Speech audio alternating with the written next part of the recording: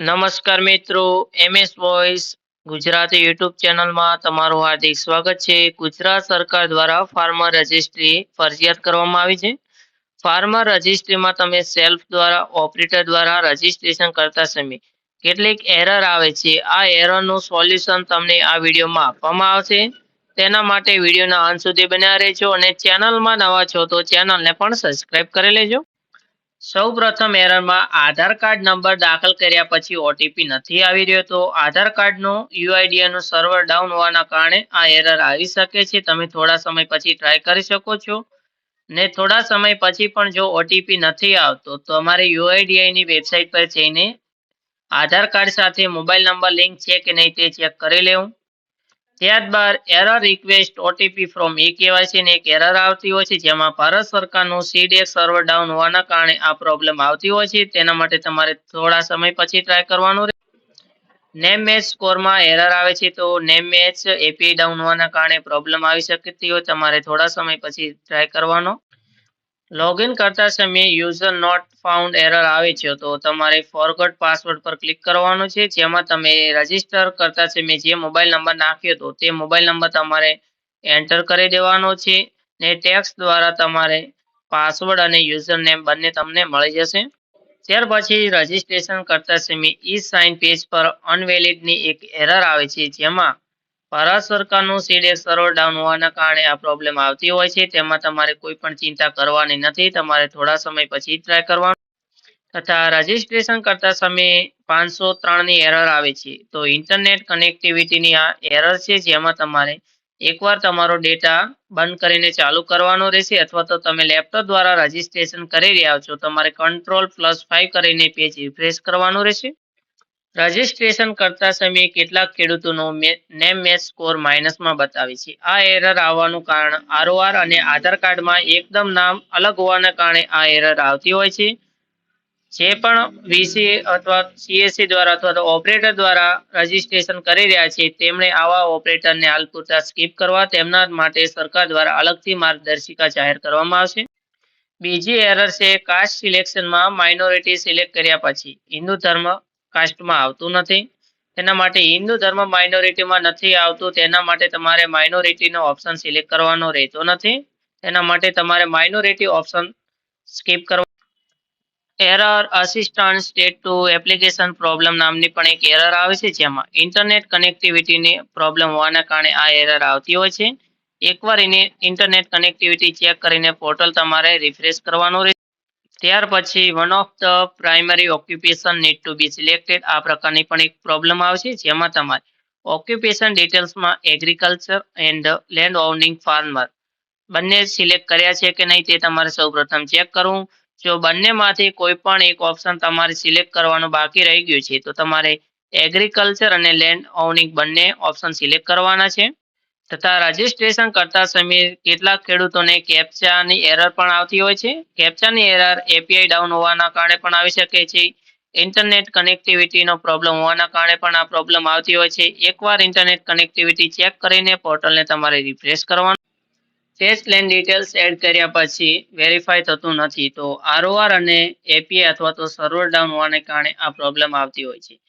જો આ એરર તમારે પણ આવતી હોય તો તમારે થોડા સમય પછી રજીસ્ટ્રેશન કરવાનું. તથા ઘણા બધા ખેડૂત મિત્રોને એ પણ પ્રોબ્લેમ હોય છે કે લેન્ડ અપ્રુવર ઓથોરિટીમાં તમારે કયું ઓપ્શન સિલેક્ટ કરવું. તો હાલમાં જ ગુજરાત સરકાર દ્વારા પહેલા પણ જે ખેડૂતોએ એગ્રીકલ્ચર સિલેક્ટ કર્યું છે તેમને કોઈ પણ પ્રકારનો પ્રોબ્લેમ આવશે નહીં. હવેથી જે પણ ખેડૂત મિત્રો અથવા તો વીસી અથવા તો સીએસસી દ્વારા રજીસ્ટ્રેશન કરી રહ્યા છે તેમાં લેન્ડ અપ્રુવર ઓથોરિટીમાં રેવન્યુ તમારે સિલેક્ટ કરવાનું છે. જેમણે એગ્રીકલ્ચર સિલેક્ટ કર્યું છે તેમને કોઈ પ્રોબ્લેમ નહીં આવે તેમનું પણ રજીસ્ટ્રેશન થઈ જશે. રજીસ્ટ્રેશન કરતા સમયે છેલ્લે જે બોક્સ આપેલા છે જેમાં કોઈ પણ એક બોક્સમાં તમારે સિલેક્ટ થતું નથી તો તમારે શું કરવું તો ઉપર જે પણ તમે માહિતી ભરી છે તે માહિતી એકવાર ચેક કરી લેવી. જો કોઈ પણ માહિતી અધૂરી છે તો તે માહિતી પણ વિગત પૂરી દેવી ને જો તો પણ તમારે એરર આવતું હોય ને તમે એગ્રીકલ્ચર સિલેક્ટ કર્યું હોય તો તેની જગ્યાએ તમારે રેવન્યુ સિલેક્ટ કરવું. તેથી તમારે બધા જ બોક્સ પર ક્લિક થઈ જશે. બીજી એરર છે એરર નંબર 904. આ પ્રકારની એરર તમારા આધાર કાર્ડમાં જે ફોટો આપેલ છે તે ફોટો ન આવવાના કારણે આવી રહી છે. તો નેટવર્ક પ્રોબ્લેમ હોવાના કારણે આ એરર આવે છે. તેના માટે તમારે ડેટા બંધ કરીને અથવા તો પેજ રિફ્રેશ કરવાનું છે. તથા રજીસ્ટ્રેશન કરતા સમયે કેટલાક ખેડૂત મિત્રોને નેમ સ્કોર 0 આવતો હોય તો તેમને શું કરવાનું રહેશે? ROR તથા આધારમાં એકદમ અલગ નામ હોવાના કારણે નેમ સ્કોર 0 આવે છે. ઓપરેટર લેવલે ખેડૂતનું આધાર કાર્ડ તથા જમીન માલિકીના 7 બારના ઉતારા ચેક કરીને જ તમારે ખેડૂતનું રજીસ્ટ્રેશન કરી દેવું.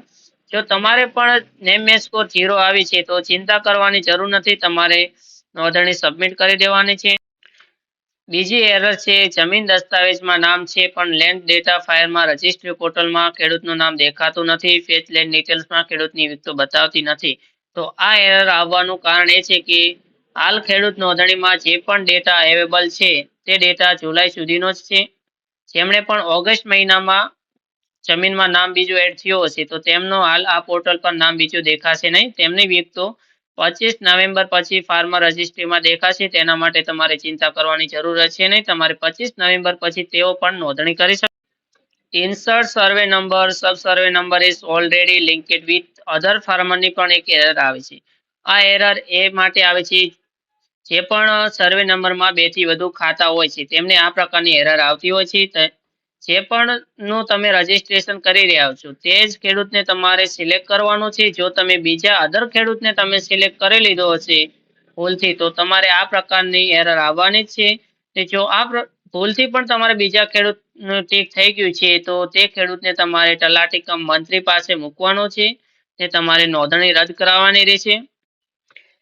ખેડૂતની વિગતોમાં જિલ્લો, તાલુકો, ગામ ડ્રોપડાઉનમાં નથી બતાવી રહ્યા તો તમારે શું કરવાનું રહેશે? ઇન્ટરનેટ કનેક્ટિવિટીને પ્રોબ્લેમ હોવાને કારણે આ એરર આવતી હોય છે. એકવાર ઇન્ટરનેટ કનેક્ટિવિટી ચેક કરીને પોર્ટલને રિફ્રેશ કરવો ત્યારબાદ આ એરર નહીં આવે. અને બીજી એરર છે એરર નંબર 502. આ એરર હાલ ઘણા બધા ખેડૂત મિત્રોને આવી રહી છે. આ એરર આવવાનું મેઇન કારણ છે પોર્ટલ મેન્ટેનન્સ અપડેટની કામગીરી થતી હોવાના કારણે 502 ની એરર આવતી હોય છે. તમારે તેના માટે 15 થી 20 મિનિટ પછી તમારે ફરીવાર ચેક કરો ત્યારબાદ તમારું રજીસ્ટ્રેશન થઈ જશે. ફાર્મર રજીસ્ટ્રેશન થઈ જાય છે પીડીએફમાં વિગત આવતી નથી તો તમારે શું કરવાનું છે? સક્સેસફુલનો મેસેજ પણ ખેડૂતને આવી જાય છે તો ક્યારેક સર્વર ડાઉન હોવાના કારણે તરત પીડીએફમાં માહિતી આવતી નથી. તમારે એનરોલમેન્ટ નંબર નોંધી લેવાનો છે ને થોડા સમય પછી ફરી તમારે લોગિન કરવાનું છે જેમાં તમારે એનરોલમેન્ટ નંબર ફાર્મર લિસ્ટમાં સર્ચ અપડેટ કરી પીડીએફ તમે ડાઉનલોડ કરી શકો. જો આ સિવાયની બીજી કોઈ એરર તમારે આવી રહી છે તો વિડીયોના કોમેન્ટ બોક્સમાં જરૂર જણાવજો તથા અમારી Telegram channel MS voice Gujarati જેની લિંક વિડીયોના ડિસ્ક્રિપ્શન બોક્સમાં આપેલ છે. ચેનલને પણ જોઈન કરી લેજો જેમાં તમે કોઈ પણ સરકારી ભરતી ખેડૂતોને લગતી યોજનાઓ બધી જ વિગતો તેમાં મૂકવામાં આવે છે. તેના માટે અમારી ટેલિગ્રામ ચેનલને જરૂર જોઈન કરજો. જો આપેલ માહિતી સારી લાગી હોય તો વિડીયોને લાઈક કરજો, ચેનલને સબસ્ક્રાઇબ કરજો અને બીજા ખેડૂત મિત્રોને પણ વિડીયો શેર કરજો જેથી તેમને કોઈ પણ આમાંથી એરર આવતી હોય તો પોતાની રીતે સોલ્યુશન લાવી શકે. આભાર.